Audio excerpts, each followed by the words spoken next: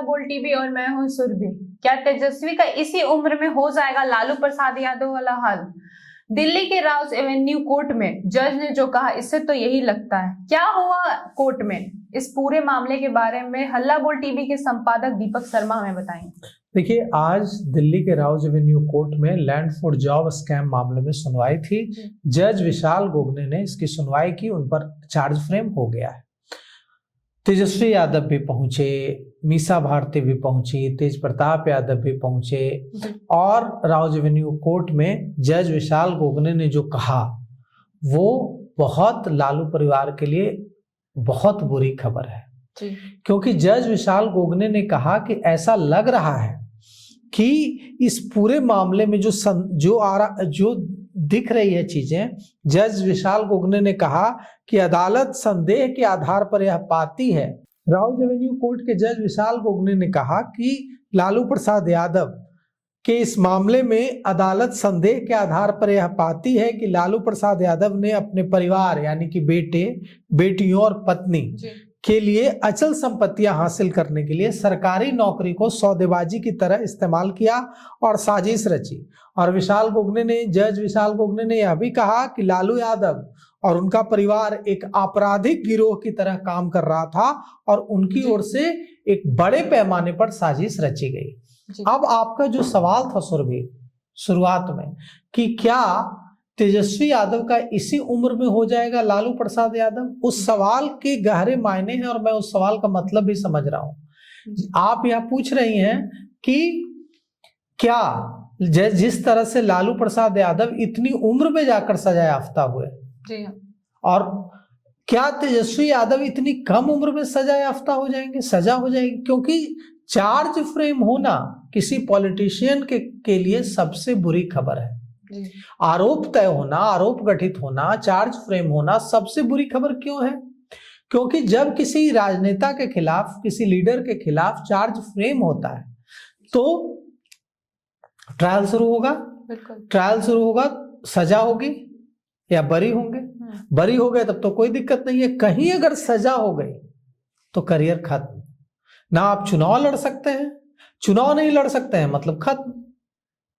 तो लालू प्रसाद यादव के साथ यह हो चुका है। लालू प्रसाद यादव अब चुनाव नहीं लड़ सकते हैं क्योंकि वे सजा याफ्ता है।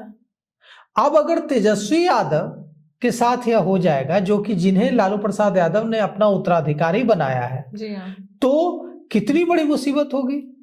कौन लालू प्रसाद यादव का उत्तराधिकारी होगा? और इस मामले में अगर सजा हुई तो पूरे परिवार को सजा हो जाएगी, मीसा भारती को सजा हो जाएगी, तेजस्वी को सजा हो जाएगी, परिवार के दूसरे सदस्यों को सजा हो जाएगी। तो मतलब राजनीति में जितने एक्टिव हैं लालू परिवार के लोग और जो एक्टिव नहीं भी हैं, जैसे हेमा और दूसरी जो बेटियां हैं लालू प्रसाद यादव, राबड़ी देवी की, उनको भी सजा हो जाएगी, राबड़ी देवी को भी सजा हो जाएगी। राबड़ी देवी मतलब पूरा परिवार सजा याफ्ता हो जाएगा लैंड फॉर जॉब मामले में। अब लैंड फॉर जॉब मामला है क्या?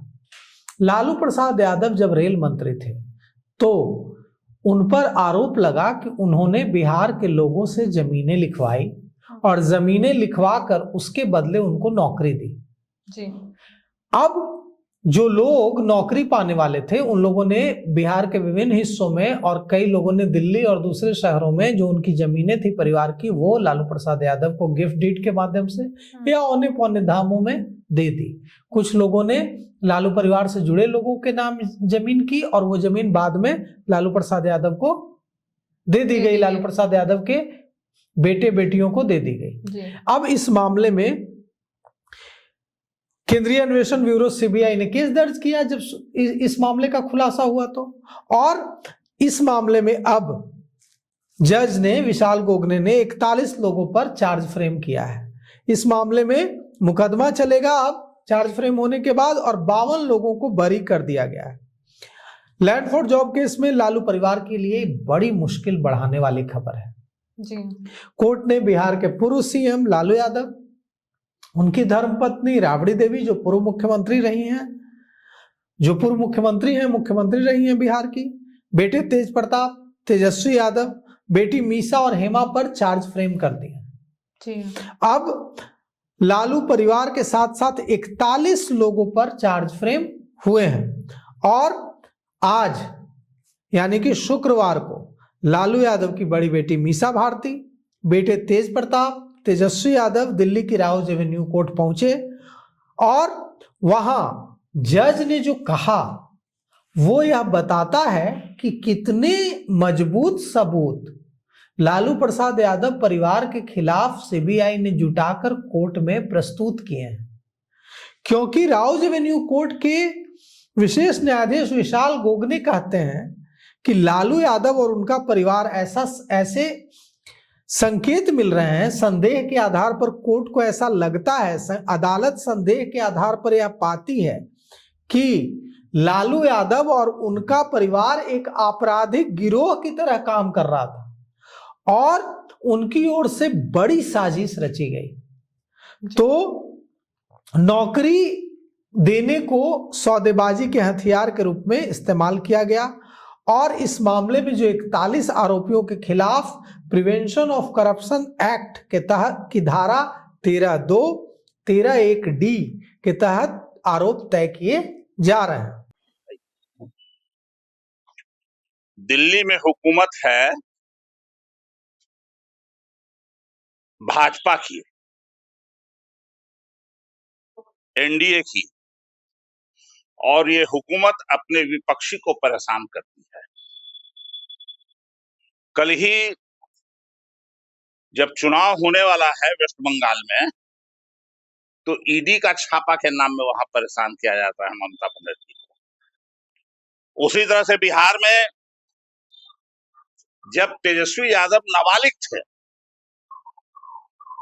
उस समय इनको मुकदमे में फंसाया जाता। उस समय के जब दाढ़ी मूछ नहीं हुआ था उस समय के केस में, तो ये तो कलम भी भाजपा के हाथ में है, अमित शाह के हाथ में है, और कागज भी अमित शाह के हाथ में है। जिसको जैसा चाहो वैसा लिखो और ईडी और सीबीआई के सहारे लोगों को परेशान करो, ये नीति है। मतलब आपको लग रहा है कि कोर्ट भी भाजपा के दबाव पे काम कर रही है?